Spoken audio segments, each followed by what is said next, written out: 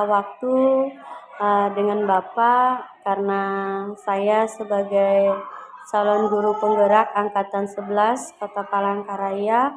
Di sini kami ada penugasan, di mana penugasan itu untuk melaksanakan wawancara dan menganalisis dengan kepala sekolah tentang dilema etika atau bujukan moral yang terjadi di sekolah Bapak.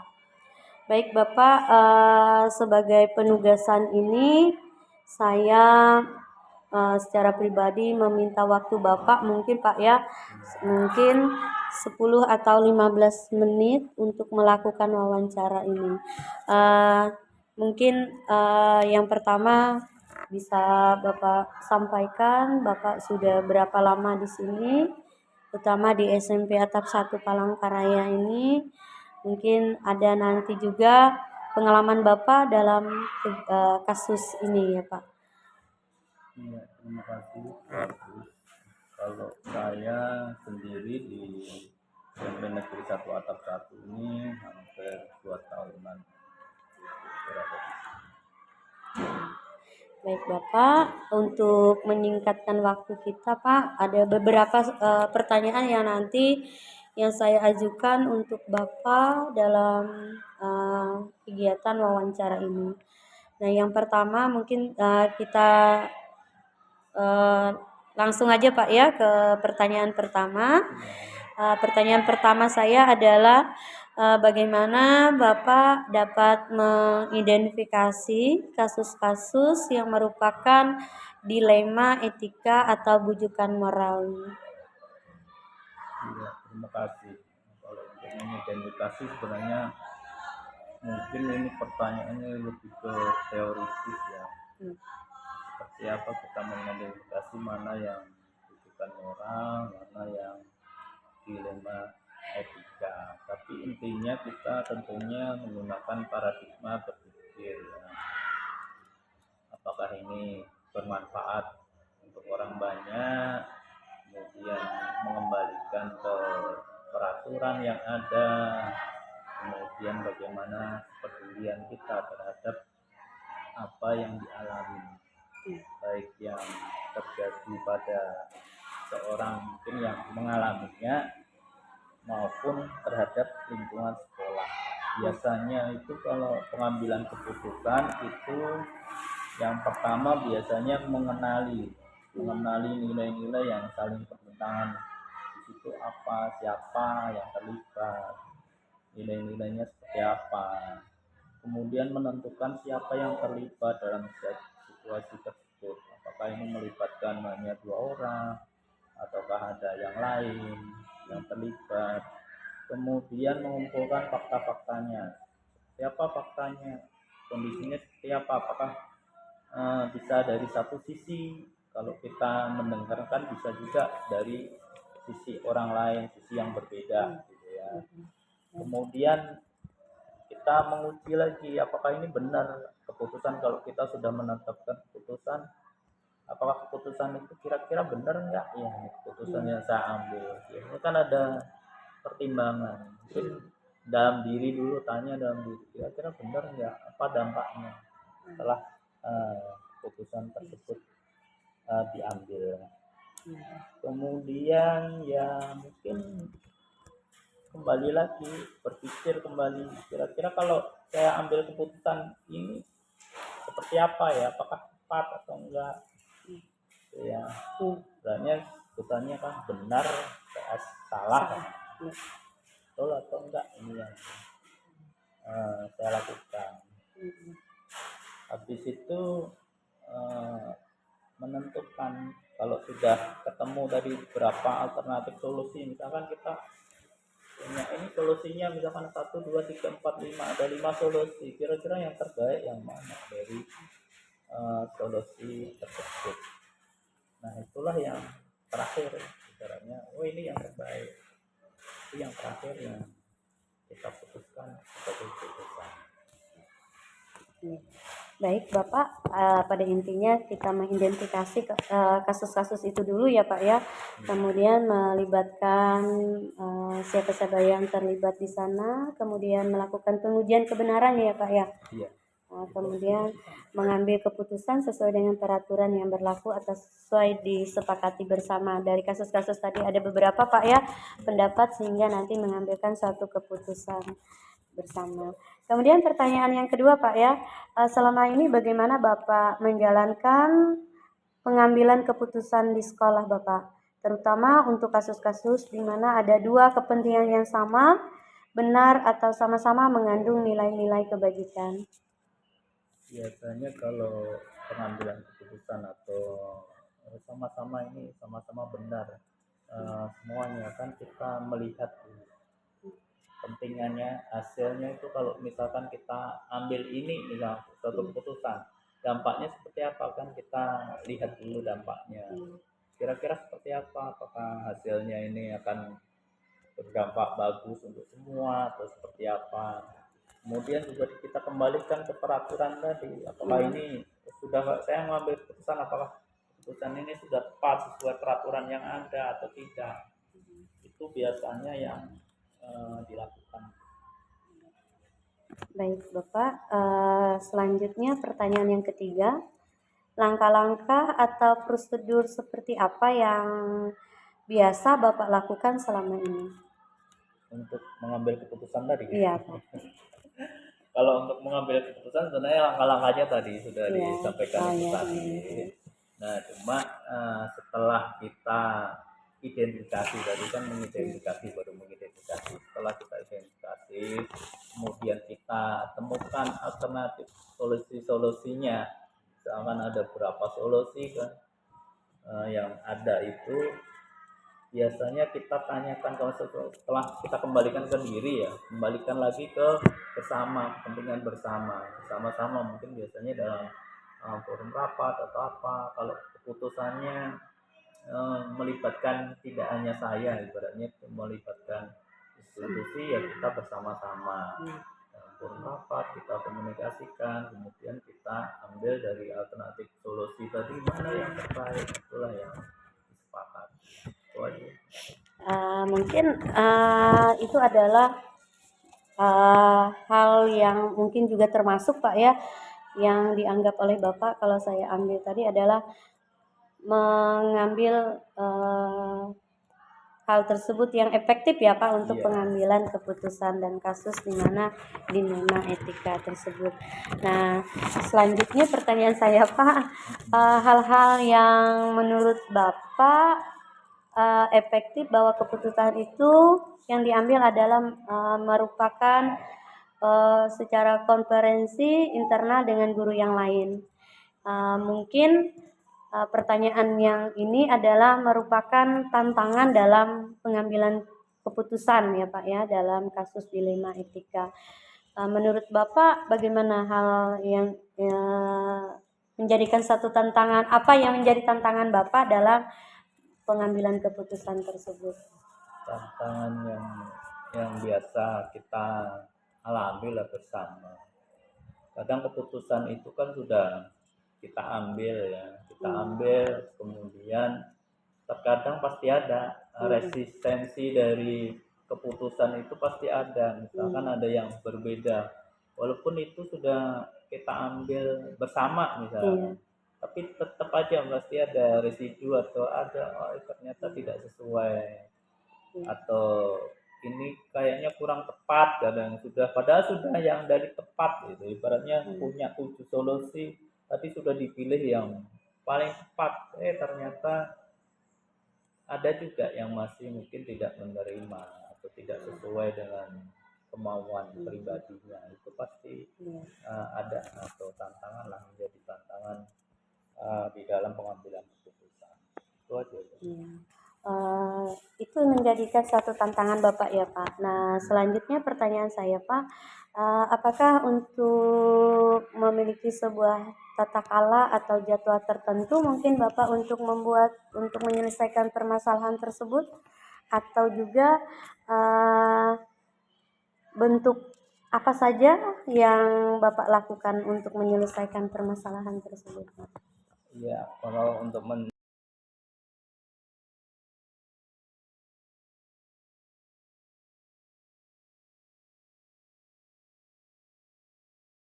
Assalamualaikum Bu. Waalaikumsalam. Maaf Bu mengganggu Ibu dan Ibu. Saya minta waktunya Bu ya. Boleh, silakan. Di sini saya kalau boleh tahu Ibu sudah berapa tahun ya Bu di sini Bu? Saya jadi kepala sekolah di SMP 11 ini CMT Juni 2022. Jadi ini kurang lebih berjalan 2 tahun. Mungkin banyak pengalaman sudah Bu ya. Enggak juga. Iya. Baik Bu, saya minta waktu, bisa nggak Bu ya? Bisa. Di sini saya kebetulan sedang melaksanakan pendidikan calon guru penggerak Bu, dan kebetulan saya juga kami CGP punya tugas untuk berwawancara dengan kepala sekolah, di mana di sana adalah merupakan tugas demonstrasi kontekstual model 3.1, yaitu pengembalian keputusan kepemimpinan. Nah, untuk itu Bu ada beberapa pertanyaan nantinya untuk menyelesaikan tugas ini ya Bu ya. Saya mungkin minta waktu Ibu 10 atau 15 menit ke depan ya Bu ya, mengganggu aktivitas Ibu. Itu kita mulai aja Bu ya, persingkatkan waktu kita. Nah, kita ada pertanyaan yang pertama ini Bu, bagaimana Ibu dapat mengidentifikasi kasus-kasus yang merupakan dilema etika atau bujukan moral? Kalau saya selama ini dalam mengambil keputusan itu kita ketahui dulu, kita identifikasi dulu latar belakang masalahnya. Mana yang memang dilema etika, mana yang bujukan moral. Nah, kalau yang dilema etika itu berarti kan harus ada saya harus koordinasi dulu dengan beberapa rekan guru, mungkin dengan siswaan, dengan maka kurikulum gitu kan, atau dengan guru BK gitu. Nah, kalau bujukan moral ini paling nggak saya tahu dulu nih permasalahan kasusnya apa gitu. Nah, dari identifikasi itu maka saya bisa menentukan ini dilema etika atau bujukan moral. Berikutnya pertanyaan saya Bu, yang kedua, selama ini bagaimana Ibu menjalankan untuk pengambilan keputusan di sekolah Ibu, terutama untuk kasus-kasus misal di mana ada dua kepentingan yang sama, benar atau sama-sama mengandung nilai-nilai kebajikan. Dalam pengambilan keputusan apabila saya berhadapan dengan situasi yang harus memutuskan karena ini kasusnya misalnya problemnya sama-sama benar lawan benar gitu ya, saya harus memprioritaskan mana dulu yang urgen yang harus saya selesaikan, walaupun sama-sama kasus ini mengandung kebajikan gitu. Jadi yang paling urgen dulu yang saya lakukan untuk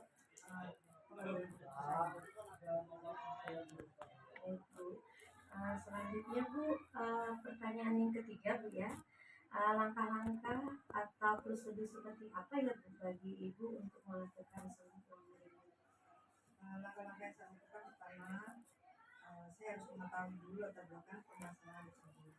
Kedua, saya akan melakukan cross check terhadap benar atau salahnya atau cross check fakta yang terjadi terhadap permasalahan ini. Ketiga, saya melakukan koordinasi dan komunikasi dengan pihak-pihak yang memang berkompeten dalam hal ini. Misalnya kalau informasi tentang siswa, saya koordinasi dengan wali kelasnya, dengan guru BK-nya, dengan siswaannya, kemudian dengan orang tua, yang sangat penting. Setelah itu kita mengambil langkah selanjutnya, kita mengadakan rapat kecil dengan tim tersebut. Kemudian langkah apa yang berikutnya akan kita panggil, misalkan kita memanggil orang tua dalam hal ini. Nah, setelah itu baru setelah komunikasi dengan orang tua itu baru kita bisa mengambil langkah tentunya nih apa keputusan dari hasil kita koordinasi tersebut. Nah, baru nanti setelah kita mengambil keputusan, kita laksanakan keputusan itu, dan itu harus sesuai dengan apa yang kita sepakati bersama. Gitu. Selanjutnya Bu ya, ada ya, ini adalah pertanyaan keempat ya Bu ya. Mungkin hal-hal apa saja yang selama ini yang dianggap Ibu yang lebih efektif dalam pengambilan keputusan pada kasus tersebut? Langkah yang paling efektif itu adalah koordinasi dan komunikasi, kemudian kolaborasi. Jadi saya dalam mengambil keputusan tidak bisa mengambil keputusan sendiri, artinya saya harus tetap melibatkan orang tua, melibatkan guru dalam mengambil keputusan tersebut. Baik Ibu, kemudian menurut pertanyaan yang berikutnya ya Bu ya, hal-hal yang sangat efektif tadi sudah diambil dan melakukan konferensi internal dengan guru yang lain ya Bu ya. Kemudian pertanyaan yang kelima, hal apa saja yang selama ini yang merupakan suatu tantangan dalam pengambilan keputusan pada kasus-kasus dilema etika tersebut? Tantangannya itu adalah saya harus mengambil keputusan yang di satu sisi saya harus menyelamatkan siswa, di satu sisi saya harus melanggar peraturan sekolah misalnya contohnya nih, ada kasus anak yang tidak masuk sekolah sudah 1 bulan, sedangkan kita kan sebelum dia 1 bulan itu kan sudah melakukan pembinaan, pemanggilan orang tua dan lain-lain, tapi tidak ada perubahan sikap. Kemudian pada saat si anak ini posisi anak ini misalnya sudah kelas 9 nih, nah ini kan nggak mungkin kita biarkan tanpa penanganan kan gitu. Nah, dari beberapa prosedur yang sudah kita lakukan, ternyata si anak ini tidak ada perubahan gitu. Nah, itu tantangan saya itu di sedangkan satu sisi saya harus menyelamatkan anak ini harus lulus gitu, artinya harus menyelesaikan pendidikannya. Selanjutnya untuk pertanyaan yang keenam ya Bu ya, mungkin lebih banyak sedikit Bu ya. Apakah menurut Ibu memiliki sebuah tata cara atau jadwal tertentu dalam sebuah penyelesaian kasus dilema etika? Apakah Ibu langsung menyelesaikan di tempat atau memiliki sebuah jadwal untuk menyelesaikannya, atau juga bentuk prosedur seperti apa yang sudah Ibu jalankan sebelumnya? Kalau tata cara atau yang terjadwal dalam menyelesaikan kasus itu tidak ya, karena dilema etika itu kan tidak bisa kita atur jadwalnya gitu, kapan datangnya gitu kan. Nah, jadi pada saat saya mengalami dilema etika dalam kasus-kasus tertentu, saya akan menyelesaikan sesegera mungkin. Nah, tapi sebelum saya menyelesaikan, tahapannya itu tadi, saya identifikasi dulu permasalahannya apa, kemudian saya koordinasi, terus saya libatkan beberapa orang yang memang harus saya libatkan, baru saya ambil keputusan. Jadi tidak ada terjadwal, jadi sesuai dengan kebutuhan. Sesuai dengan kebutuhan ya Bu ya. Artinya sama dengan urgent tadi ya Bu ya. Makasih Ibu. Selanjutnya pertanyaan yang berikutnya yang ketujuh Ibu, adakah seseorang atau faktor-faktor apa yang selama ini mempermudah atau membantu Ibu dalam pengambilan keputusan dalam kasus-kasus di luar itu? Nah, yang mempermudah dan yang membantu saya mengambil keputusan ini adalah koordinasi tadi. Koordinasi dan kolaborasi saya dengan guru-guru lain itu sangat membantu saya, karena saya bersyukur guru-guru di sini itu kooperatif gitu, dan responnya cepat apabila kita mengalami suatu masalah ini. Baik Ibu, luar biasa sekali kolaborasinya Bu ya, yang dengan kooperatif dengan guru-guru yang lain juga saling mendukung. Baik Ibu, ini mungkin pertanyaan terakhir ya Bu ya. Dari semua hal yang telah disampaikan pembelajaran apa yang Ibu petik dari pengalaman yang sudah Ibu ambil dalam pengambilan keputusan di Lema Etika.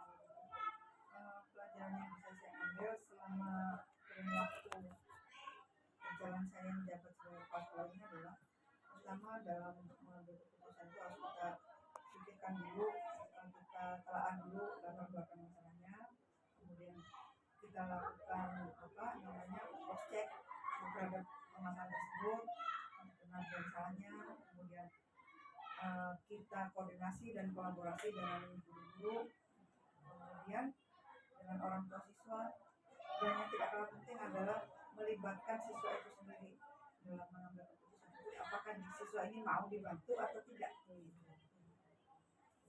Baik Ibu, demikian wawancara kita pada pagi hari ini Bu. Saya ucapkan banyak terima kasih Bu.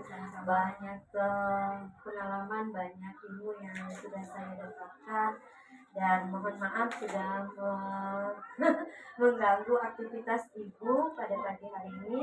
Semoga apa yang sudah kita dapatkan berguna dalam kelanjutan saya untuk mengikuti CGP pada angkatan 11 ini.